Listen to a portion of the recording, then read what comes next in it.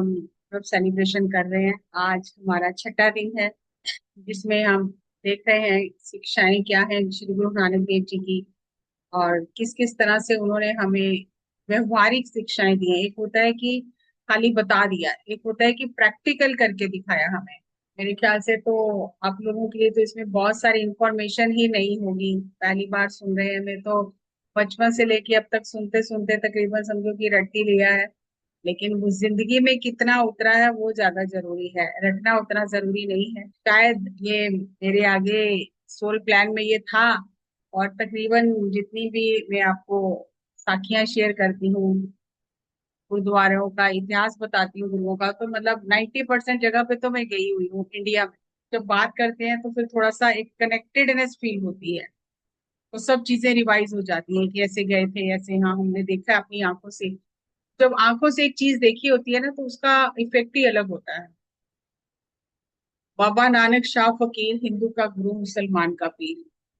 श्री गुरु नानक देव जी जब कुरुक्षेत्र गए उस समय ग्रहण लगा हुआ था, और ग्रहण लगा हुआ था तो उस समय अन्न जल ग्रहण नहीं करते। वो मर्दाने को श्री गुरु नानक देव जी ने कहा कि हम यहाँ पे कोई जो लोग कर रहे हैं वो व्रत रखने तो आए नहीं है, हमको अपने किसी और मकसद से आए हैं। तो तू आग जला और कुछ पका खाने के लिए। तो वहां पे एक राजा, मैं जगह का नाम भूल गई हूँ, वो उसका राजकुमार, वो युद्ध हार के यहाँ आया हुआ था क्षेत्र में। और उसने शिकार खेल के एक मार के लाया जानवर हिरन, और उसने आके देखा कि ये तो संत लग रहे हैं, तो गुरु नानक देव जी के आगे वो भेंटा रख दी। तो श्री गुरु नानक देव जी ने मर्दाने को कहा कि इसको पका।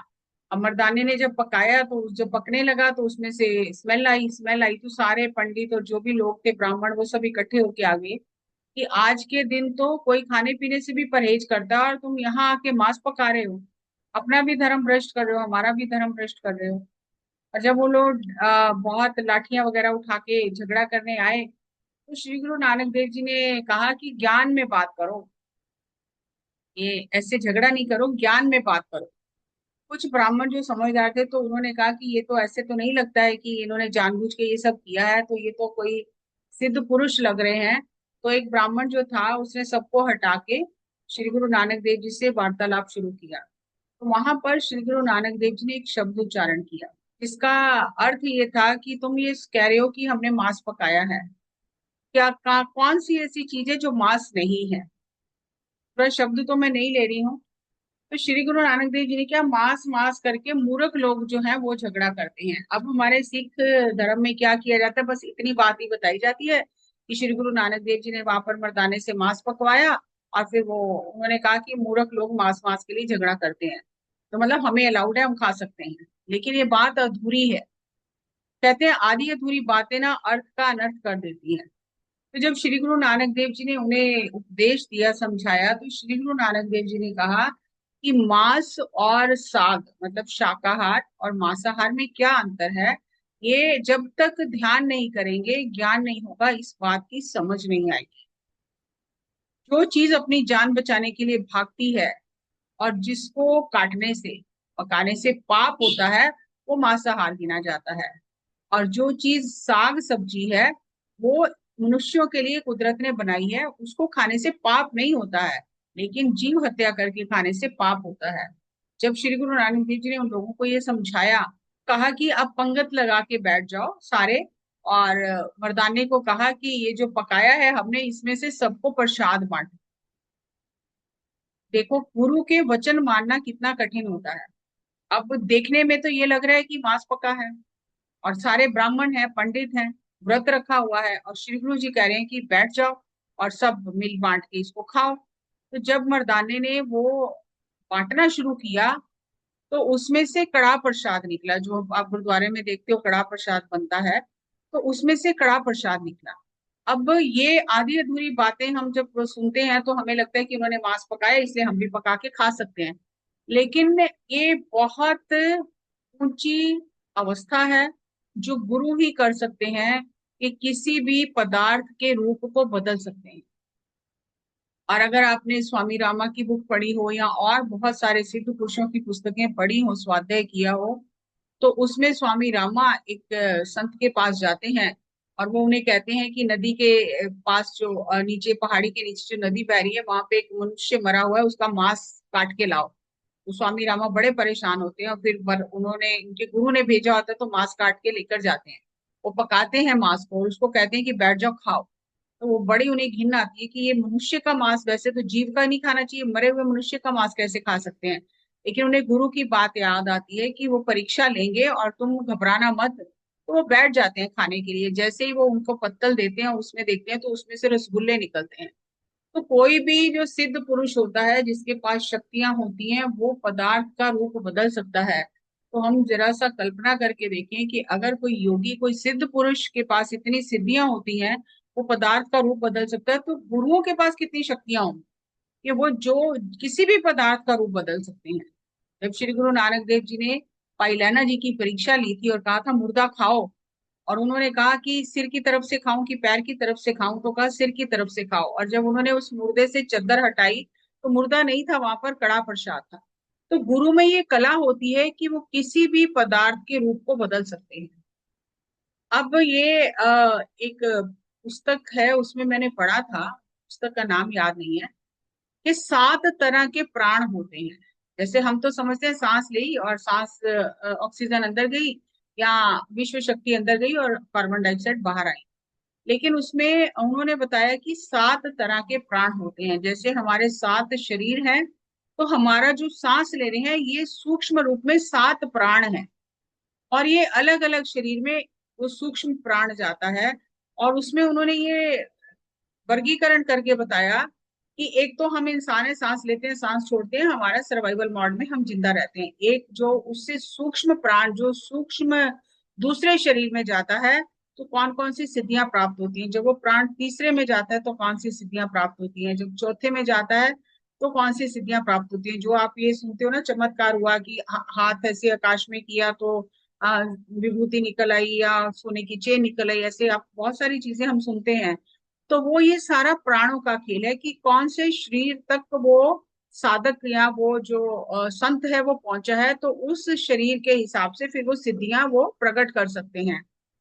लेकिन कहते हैं कि जो छठे लेवल तक जाते हैं, छठे शरीर तक, वो ये सब चीजें प्रकट कर सकते हैं। लेकिन उससे प्रकट करने से, कोई चमत्कार दिखाने से उनकी खुद की साधना कम होती है। जैसे मान लो कि मेरे पास 1000 रुपया है और मैंने उसमें से 800 रुपये खर्च दिए, तो मेरे पास तो 200 ही बचे ना। तो मेरी खुद की शक्ति लगी उसमें। लेकिन जो गुरु होते हैं उनकी शक्तियां नहीं लगती हैं। उन्हें कुछ करना नहीं पड़ता, उन्हें विचार भी नहीं करना पड़ता, संकल्प भी नहीं करना पड़ता कि ये चीज ऐसे नहीं ऐसे हो जाए। बस वो हो जाती है, कुदरत कर देती। तो इसीलिए वो जो गुरु शक्तियां होती हैं, वो उनको उस चीज का ये नहीं है कि उनका कुछ जा रहा है, जाता कुछ नहीं है उनका। जैसे उससे नीचे के लेवल में जो योगी ये सब चीजें करते हैं उनकी खुद की साधना जाती है उससे। लेकिन जब वो उस लेवल पे, गुरु के लेवल पे आ जाते हैं, तो उनकी साधना नहीं जाती है, बस कुदरत उनके लिए वो जैसा होना चाहिए वैसा करती जाती है। तो अगर कोई योगी ही ये शक्तियों का, सिद्धियों का उपयोग करके पदार्थ का रूप बदल सकता है, तो गुरु तो कुछ भी कर सकते हैं। लेकिन हम आधी अधूरी बातें लोगों को बता के जस्टिफिकेशन देते हैं कि जी हमें तो खा ही गया, खा सकते हैं। लेकिन ऐसा कहीं नहीं कहा गया है। पहले भी हमने ये शुरू में पहले दिन हमने ये लिया था टॉपिक, तो वहां पे फिर सबने गुरु जी से उपदेश लिया और कहा कि हमें आगे का रास्ता बताओ। तो वो प्रसाद जो सबने फिर खाया मिल बांट के, श्री गुरु जी ने फिर उन्हें सत्य का, धर्म का रास्ता बताया। और सब लोगों को इस बात का फिर एहसास हो गया, अनुभव हो गया कि जिन्हें हम ऐसे ही समझ रहे थे कि ये कौन है, ये ऐसे गलत ऐसा आके यहाँ पर कर रहे हैं, वो तो हमारे गुरु निकले, वो तो जगत गुरु निकले। तो इस तरह कुरुक्षेत्र में श्री गुरु नानक देव जी ने ये द्योतक दिखाया। और वहां पे जो फिर पंडित थे, जब उन्होंने गुरु नानक देव जी को माना गुरु, तो उनके मन में आया कि गुरु नानक देव जी को उन्होंने कहा कि हम अब भोजन पकाते हैं, आप हमारा भोजन आप भी ग्रहण करो। तो श्री गुरु नानक देव जी ने उन्हें कहा कि भोजन हम आपका ग्रहण कर लेंगे, लेकिन वो बहुत पवित्रता से बनना चाहिए भोजन। तब हम पवित्रता से जो बना हुआ भोजन होगा तब ग्रहण करेंगे। तो उन्होंने कहा कि हम पूरी पवित्रता के साथ बनाएंगे। उन्होंने भोजन तैयार किया, रसोई तैयार की। और जब श्री गुरु जी को कहा कि आओ अब आप हमारा प्रसाद ग्रहण करो, तो श्री गुरु जी ने कहा कि हम ये प्रसाद ग्रहण नहीं कर सकते हैं, क्योंकि ये प्रसाद पवित्र नहीं है। उन्होंने कहा कि ऐसा कैसे हो गया, ये पवित्र कैसे नहीं है? हमने तो किसी को, शूद्र को, वैश्य को, किसी को भी यहाँ पर आने नहीं दिया, उसका साया भी पड़ने नहीं दिया। हमने पृथ्वी पे गोबर लीपा है, फिर उसके चारों तरफ जो लक्ष्मण रेखा टाइप हमने लाइनें मारी हैं, खींची हैं, कि इसके अंदर कोई भी सूक्ष्म भी अपवित्र चीज प्रवेश ना कर सके। और हमने ईश्वर का नाम लेके ये बनाया है, और आप कह रहे हो कि ये अपवित्र है, तो इस खाने में अपवित्रता आई कैसे? कहाँ से आई अपवित्रता? हमने तो बहुत पवित्र तरीके से बनाया है। तब श्री गुरु जी ने वहां पे वाणी का उच्चारण किया और उन्हें कहा, कुबुद्ध डूमनी कुदया कसायन। ये जो हमारा मन है, झूठा मन है, ये एक औरत है जो हमेशा ड्रम बजाती रहती है। और जो क्रूरता है, ये कसाई की तरह है। और पर निंदा घट चूड़ी, और दूसरों की निंदा करना, ये जो जमादार कहते हैं ना, चूड़ा, पंजाबी में चूड़ा कहा जाता है, हिंदी में हम जमादार कहते हैं। ये जमादारी का काम करने जैसा है, कि जमादार जैसे दूसरों का मैला उठाता है, तो जो निंदा करते हैं वो दूसरों का मैला उठाते हैं जमादार की तरह। पर निंदा घट चूड़ी मुट्ठी क्रोध चंडाल। और जो क्रोध है, वो ऐसी स्त्री है जिसे घर से निकाल दिया गया हो। तो कह रहे हैं जब ये चारों आपके साथ बैठी हैं, जब आपने खाना पकाया है, रसोई तैयार की है, तो ये अंदर की ये जो चारों वृत्तियां हैं, ये तो आपके साथ ही बैठी हुई हैं। तो कारी कड्डी क्या थी जो चारे बैठियां नार। तो लाइनें खींचने से क्या होगा, जब ये चारों तो साथ ही बैठी हुई हैं, जहां तुम आप बैठे हो वहां ये चारों साथ ही बैठी हैं, कि एक झूठा मन, और जो एक ड्रम बजाने की स्त्री के समान है, जो कुछ ना कुछ बोलते ही रहता है, बोलते ही रहता है, मतलब जैसे एक होता है ड्रम बजाते ही रहते हैं, कुछ ना कुछ बोलते ही रहते हैं। और दूसरों पर जुल्म करना, क्रूरता करना, ये कसाई का काम है। और निंदा करनी, ये जमादार, उन्होंने कहा ये जमादार का काम है। और गुस्सा करना, ये चंडाल का, ऐसी स्त्री जो चंडाल है उसका काम है। तो जो जो लाइनें खींची हैं आपने, जो गोबर लीपा, उसका क्या लाभ हुआ? ये तो सूक्ष्म रूप में तो ये चारों हर समय साथ ही बैठी हुई हैं। तो फिर उन्होंने कहा कि फिर हमारा खाना पवित्र कैसे हो? जब श्री गुरु जी किसी को उपदेश देते थे, तो वो इस तरह की बात होती थी कि वो बंदा उनकी बात को ना नहीं कर सकता था, काट नहीं सकता था। ये तो सबके अंदर होता है। तो उन्होंने कहा कि अगर आप परमात्मा के नाम का जल लेके उससे स्नान करते हो, सच संजम करनी कारण नावन नाव जपे ही। जिसमें गलतियां आई हैं, अभी मैंने इसको किया है, तो कुछ वर्ड्स में गलतियां हैं, लेकिन पढ़ मैं सही रही हूँ। कि अगर आप सत्य का पालन करते हो और परमात्मा के नाम का जल लेके उसमें स्नान करते हो, नानक आगे उत्तम सही जे पापा पंथ न देही। तो आगे वही उत्तम पुरुष माने जाते हैं ईश्वर के घर में, ईश्वर की दरगाह में, जो पापों को रास्ता ही नहीं देते, अपनी जिंदगी में पापों से दूर रहते हैं। उन्हें फिर उत्तम पुरुष कहा जाता है। तो कबीर जी का भी एक शब्द है, गर्भवास में कुल नहीं जाती। कबीर जी कहते हैं कि जब गर्भ में था व्यक्ति, तो उसकी कौन सी कुल थी? हिंदू, मुसलमान, सिख, ईसाई, क्या था वो? कुछ भी नहीं था। गर्भ में उसकी कोई कुल नहीं थी, कोई उसका सोशल स्टेटस नहीं था। ब्रह्म बिंदते सब उत्पाती। कह रहे हैं कि ब्रह्मा के सीड म्यूट से, हो गया ब्रह्म क्या? जो म्यूट हो गया। ब्रह्म है उसके सीड से, उसके बीज से ही सारी सृष्टि उत्पन्न हुई है। तो जब सारी सृष्टि परमात्मा के बीज से उत्पन्न हुई है, तो फिर छोटा बड़ा या ऊंच नीच क्यों है? क्योंकि उस समय उन्होंने जात पात का विरोध किया, क्योंकि उस समय जो नीची जाति के लोग थे, उनके साथ बहुत बुरा व्यवहार किया जाता था। अगर वो नाम भी ईश्वर का सुन लेते थे, तो उनके मैम कानों आपका में आवाज बंद हो गया सिक्का क्या? घोल के डाल दिया जाता था। उनकी, अगर नाम लेते थे परमात्मा का और मैम आपकी पता आवाज चल नहीं आ जाता रही था, है। तो उनकी जीभ काट दी जाती। तो बहुत कष्ट दिया जाता था, जात पात इतना प्रबल था उस समय। तो श्री गुरु नानक देव जी ने जात पात का खंडन किया, कि गर्भ में तो कोई कुल नहीं थी। और कुल तुम शरीर को देख के कि किस कुल में जन्म हुआ, तो ये डिसाइड करे हो कि ये ब्राह्मण है, ये शूद्र है, ये वैश्य है, ऐसा, ये क्षत्रिय है, ऐसा नहीं है। जो ब्रह्म का विचार करता है, जो ब्रह्म ज्ञानी है, जो ईश्वर की सत्ता को जानकर उसके अनुसार आचरण करता है, वो असल में ब्राह्मण है। और शूद्र तो सभी हैं, पाप कर रहे हैं, दूसरों की निंदा कर रहे हैं, क्रोध कर रहे हैं, और क्रूरता कर रहे हैं। तो अपने कर्मों से तो सभी शूद्र हैं, लेकिन अगर कर्म अच्छे होंगे तभी हम ब्राह्मण कहलाएंगे। इस तरह से श्री गुरु नानक देव जी ने उनको उपदेश दिया और उन्हें बताया कि किस तरह से ये खाना पवित्र होगा, और खाना पवित्र होगा तो मन पवित्र होगा। तो इसमें दो चीजें उन्होंने इस शब्द में बताई कि जब तक अंदर की वृत्तियां साथ बैठी हुई हैं तब तक हम जो भी करेंगे वो अपवित्र ही है, क्योंकि अंदर हमारा पवित्र है। और अंदर को पवित्र करने के लिए, हृदय को, मन को पवित्र करने के लिए एक तो ध्यान करना है, ईश्वर का चिंतन करना है, और दूसरा जब हम चिंतन करते हैं ईश्वर का, और उस समय जो हमें कॉस्मिक एनर्जी प्राप्त होती है, जो आकाश गंगा उतरती है हमारे ऊपर, उस आकाश गंगा में हम स्नान करेंगे, तब हमारा तन मन पवित्र होगा। और फिर ऐसा पवित्र व्यक्ति जहां भी बैठेगा, जो भी करेगा, वो सारे कार्य उसके पवित्र ही हैं। लेकिन जब तक स्वयं अंदर से अपवित्र है, तब तक जो भी करेंगे सब अपवित्र ही है।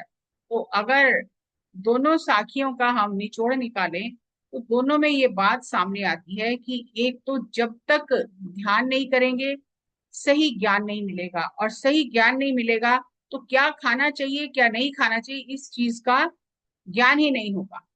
जो किसी ने कह दिया वो खाएंगे, जो किसी ने बता दिया वो करेंगे। तो पहले साखी में श्री गुरु नानक देव जी ने यही उपदेश दिया कि जब तक ध्यान नहीं है, ज्ञान नहीं तब तक आएगा।